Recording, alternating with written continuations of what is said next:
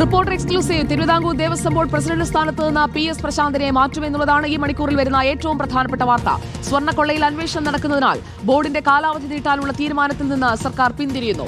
മുൻ MP A സമ്പത്ത് പുതിയ പ്രസിഡന്റായേക്കും. Vilappil രാധാകൃഷ്ണനാണ് CPI പ്രതിനിധി.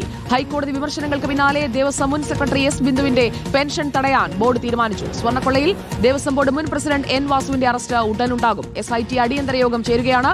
ചോദ്യം ചെയ്യലിനായി A പത്മകുമാറിനെയും ഉടൻ വിളിച്ചു വരുത്താനാണ് അന്വേഷണ സംഘത്തിന്റെ നീക്കം. റഹീസ് റഷീദും ഹരിമോഹനും നമുക്കൊപ്പം ചേരുന്നു. റഹീസ് റഷീദ്, പുതിയ ബോർഡ് വരിക, അതാണ് ഒരു പരിഹാരമായി ഇപ്പോൾ സർക്കാരിന് മുന്നിലുള്ള, പ്രത്യേകിച്ചും തെരഞ്ഞെടുപ്പ് അടുത്തു നിൽക്കുന്ന സമയമാണ്. ഹൈക്കോടതിയിൽ SIT കൊടുത്ത റിപ്പോർട്ടിലടക്കം ഗുരുതരമായ വിവരങ്ങൾ അടങ്ങുന്നതിന്റെ സാഹചര്യത്തിലല്ലേ ഇപ്പോൾ പ്രശാന്തിനെ മാറ്റാനുള്ള തീരുമാനം? അതോടൊപ്പം ബിന്ദുവിന്റെ പെൻഷൻ സംബന്ധിച്ചും ഒരു തീരുമാനത്തിലേക്ക് എത്തുകയല്ലേ? സുജിയ, ഇന്നലെ ഹൈക്കോടതി നിലവിലുള്ള ദേവസ്വം ബോർഡിനെതിരായ പരാമർശം വന്ന ഒറ്റ കാരണങ്ങൾ കൊണ്ടാണ് നിലവിലുള്ള ദേവസ്വം ബോർഡിനെ ഇനി തുടരാൻ അനുവദിക്കേണ്ട എന്ന കാര്യം CPM തീരുമാനിക്കുന്നത്.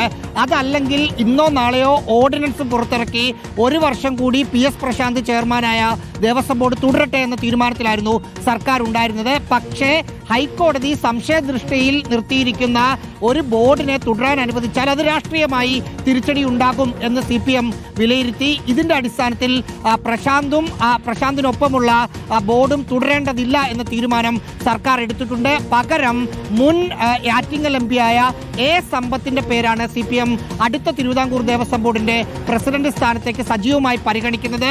സമ്പത്തിന്റെ പേരിൽ ഒരു ധാരണയായി എന്നാണ് നമ്മൾ മനസ്സിലാക്കുന്നത്. ഒപ്പം CPയുടെ പ്രതിനിധിയായ അഡ്വക്കേറ്റ് A അജയ്കുമാർ മാറുമ്പോൾ വിളപ്പിൽ രാധാകൃഷ്ണൻ CPയുടെ പ്രതിനിധിയായി തിരുവിതാംകൂർ ദേവസ്വം ബോർഡിൽ വരും. വിളപ്പിൽ രാധാകൃഷ്ണൻ CPയുടെ സംസ്ഥാന കൗൺസിൽ അംഗവും തിരുവനന്തപുരം ജില്ലാ പഞ്ചായത്തിലെ ക്ഷേമകാര്യ സ്റ്റാൻഡിംഗ് കമ്മിറ്റി ചെയർമാനുമാണ്.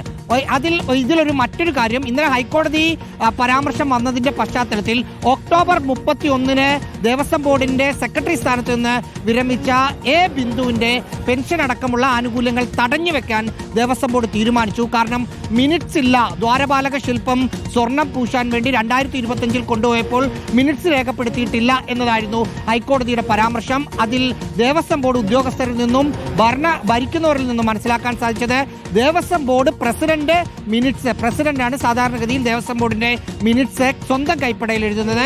പ്രസിഡന്റ് കൈപ്പടയിൽ എഴുതിയ മിനിറ്റ്സ് സെക്രട്ടറിക്ക് കൈമാറി സെക്രട്ടറി അത് റെക്കോർഡിക്കലി ആക്കുന്നതാണ് രീതി. പക്ഷെ പ്രസിഡന്റ് കൈമാറി സെക്രട്ടറി അത് റെക്കോർഡിക്കലാക്കിയില്ല.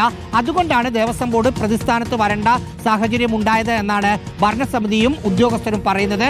അതിന്റെ അടിസ്ഥാനത്തിലാണ്, അതിന്റെ ഉത്തരവാദി ദേവസ്വം ബോർഡ് അന്ന് സെക്രട്ടറി ആയിരുന്ന ആളാണ് എന്ന് കണ്ടെത്തിയതിന്റെ അടിസ്ഥാനത്തിലാണ് എല്ലാ ആനുകൂല്യങ്ങളും തടഞ്ഞു വെക്കാനുള്ള തീരുമാനമെടുത്തത്. സുജയ. ഓക്കെ റഹീസ്.